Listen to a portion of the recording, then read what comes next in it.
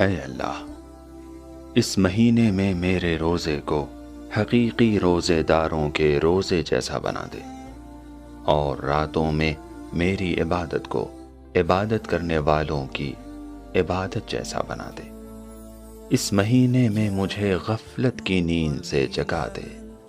ऐ दोनों जहां के माबूद, मेरे जुर्म और गलतियों को बख्श दे। ऐ मुजरिमों को माफ़ करने वाले, मुझे माफ़ कर दे। बिस्मिल्लाहिर्रहमानिर्रहीम। अल्हम्दुलिल्लाहि रब्बिल आलमीन वस्सलातु वस्सलामु अला सय्यिदिना व नबिय्यिना मौलाना मुस्तफ़ा मुहम्मद व अला आलिहि तय्यबीन अत्ताहिरीन अल-मअसूमीन अल-मज़लूमीन ला सिय्यमा बक़ियतिल्लाहिल आज़म फ़िल अरदीन। नाज़रीन इकराम, अस्सलामु अलैकुम। आप तमाम ख़वातीन व हज़रात की खिदमत में मुबारकबाद पेश करता हूँ माह मुबारक रमज़ान की, और परवरदिगार की बारगाह में दुआगो हूँ कि परवरदिगार हम सब को तौफ़ीक़ बंदगी इनायत फ़रमाए। आपने जैसा कि ये दुआ सुनी, हमारा ये प्रोग्राम रहेगा कि इंशाल्लाह ये सीरीज़ रहेगी 30 दुआओं पर मुश्तमिल, और इसकी तशरीह और मुख्तसर सी तौज़ी और इसके मफ़ाहीम के ऊपर हम एक नज़र डालेंगे ताकि बेहतर से बेहतर इस महीने की बरकतों से इस्तेफ़ादा कर सकें।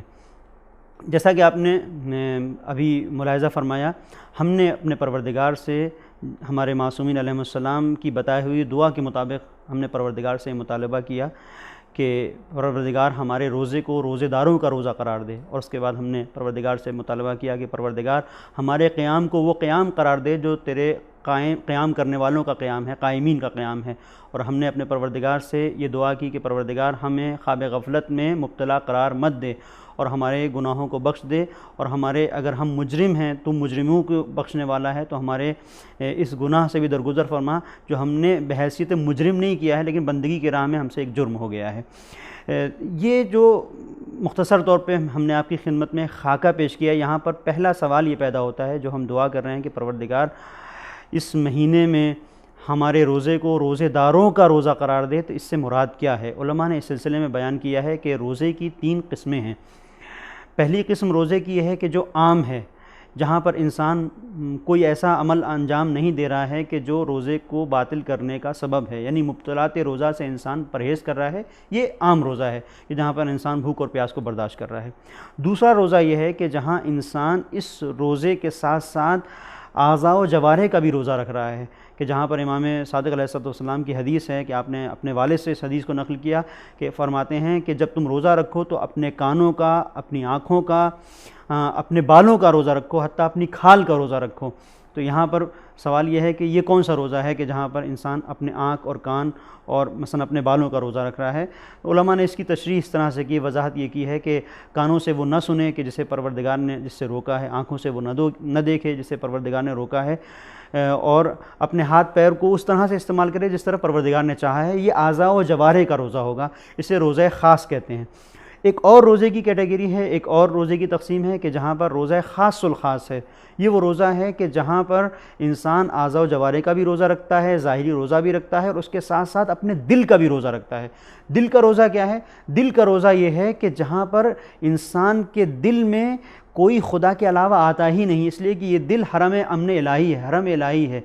ला तस्कुन फ़ी क़ल्बिल्लाह गैरिल्लाह फ़ी हरमिल्लाह गैरिल्लाह, अपने इस हरम इलाही में किसी और को मत लेके आओ। ये परवरदिगार का मुतालबा है कि उसने अपने बंदे को खल्क़ किया है, बंदे से वो कुछ चाहता है। परवरदिगार परवरदिगार कह रहा है खलक़तुका लिअजली, मैंने तुझे अपने लिए खल्क़ किया है, पूरी दुनिया को तेरे लिए बनाया है लेकिन तुझे अपने लिए खल्क़ किया है। तो और उसका मरकज़ इंसान का दिल है, दिल में भी कोई ना है। तो ये रोज़े की एक ख़ास शक्ल है कि जिसका मुतालबा हमसे किया गया है। और ये रोज़ा हमारे अइम्मा मासूमीन का रोज़ा होता था, अम्बिया का रोज़ा होता था। ये वो मंजिल है कि परवरदिगार ने हमसे ये चाहा है कि उस मंजिल पर आओ कि जहाँ पर मेरे और तुम्हारे दरमियान में कोई हिजाब ना हो, कोई फ़ासला ना हो। और ये उसी वक्त हो सकता है जब तुम मेरी मर्ज़ी के ताबे हो जाओ, तुम्हारी आँख वो देखे जो मैं चाहता हूँ, तुम्हारे कान वो सुने जो मैं चाहता हूँ, आज़ा व जवारे उस सिमत हरकत करें जिस तरफ मैं चाहता हूँ। तो ये एक मंजिल है जो जहाँ पर हमें पता चलता है कि रोज़ेदारों का रोज़ा कौन सा रोज़ा है। रोज़ेदारों का रोज़ा वो रोज़ा है जो ख़ासुल ख़ास रोज़ा है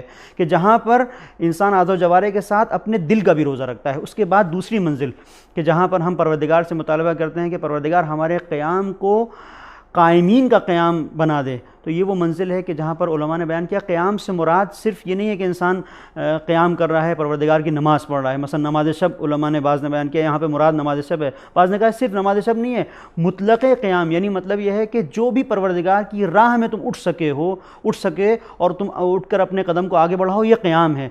परवरदिगार की राह में क़याम करना, उसके दीन की राह में क़याम करना, उसके तालीमात को समाज में फैलाने के लिए, माशरे में नाफिज करने के लिए, सोसाइटी में नाफिज करने के लिए क़याम करना, ये क़याम है। और इसकी एक सूरत नमाज है। अब इसमें भी आयतुल्लाह मुज्तहिदीन ने इसकी वजाहत की है कि ये कौन सी नमाज हो, मुतालबा क्या है तुमसे, नमाज वो हो कि जिसमें तुम्हारे अंदर इश्तियाक पाया जाता हो, एक शौक़ पाया जाता हो, एक रग़बत पाई जाती हो।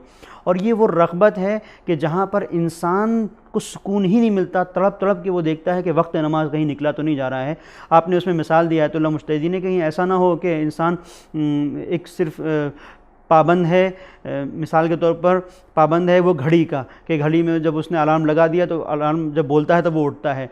ये वो मंजिल नहीं है कि जहाँ पर शौक़ कहा जाए कि ठीक है नमाज के लिए इंसान एक अपने ज़िम्मेदार होने की हैसियत से इस तरह से कोशिश कर रहा है कि नमाज अपने वक्त पर पढ़ सके, लेकिन ये शौक़ की नमाज नहीं है। शौक़ की नमाज ये है कि जहाँ पर अलार्म की ज़रूरत नहीं है, दिल इंसान का अलार्म है। जैसे ही वक्त होता है इंसान को सुकून ही नहीं मिलता। जैसा कि बहुत सारी ऐसे हमारी ज़िंदगी में वक्त आते हैं कि जहाँ पे एक बड़ा मैच होता है, हम देखने के लिए बेचैन होते हैं, असल हमें नींद नहीं आती है जब तक कि हम वो मैच नहीं देख लेते हैं। कोई फाइनल मैच होता है, हम उसके लिए वक्त देते हैं और सो नहीं सकते। तो बिल्कुल इसी तरीके से है कि परवरदिगार से मुलाकात इंसान के वजूद के ऊपर इस तरह से तारी हो कि इंसान सो ही ना सके, या वो मंजिल हो अगर सो भी जाए तो फ़ौरन उठ जाए। इसको कहा गया है ये इश्तियाकाना मुश्ताकाना नमाज, ये क़याम क़ायमीन है। तीसरी मंजिल के जहाँ पर हमसे हमारे मासूमीन अलैहिस्सलाम ने तालीम हमें दुआ दी है कि इस तरह से हमने दुआ की कि परवरदिगार हम ख्वाब गफलत में न रहें। कभी कभी ऐसा होता है कि इंसान माह मुबारक में सोचता है कि हमने परवरदिगार का रोज़ा रख लिया, हमने इबादत कर ली, हमने कुरान पढ़ लिया, लेकिन हकीकत में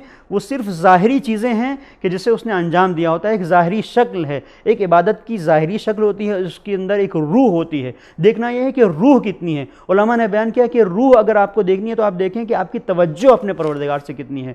जो आपने काम अंजाम दिया है अपने परवरदिगार की मुकम्मल तवज्जो को हासिल करते हुए अगर अंजाम दिया है तो ये वो काम है कि गोया आपने मुश्ताकाना तौर पर एक इबादत को अंजाम दिया है। और हमारा यहाँ से परवरदिगार से मुतालबा यह है कि हमारा जहाँ पर रोज़ा रोज़ेदारों का रोज़ा हो, हमारा क़याम क़ायमीन का क़याम हो, वहीं पर मेरे मालिक हमारा तुझसे मुतालबा है कि हम ख्वाब गफलत में न रह जाएं, और हम अगर मुजरिम हैं और हमने गुनाह किया है तो एक तेरा आम दस्तरखान है परवरदिगार, ऐसा ना हो कि दस्तरखान सिमट जाए और हमारे गुनाह हमारे कांधों पर गिराबार रहें और उनकी गिरानी हम महसूस करते रहें। परवरदिगार इस महीने में जहाँ सबको तू बख्श रहा है, हमें भी दामन अफ़ में जगह दे। इंशाअल्लाह आगे भी हम इस सिलसिले को आगे बढ़ाते हुए मज़ीद जो दुआएं हैं उनकी तशरीह और उनकी तौज़ीह पेश करते रहेंगे।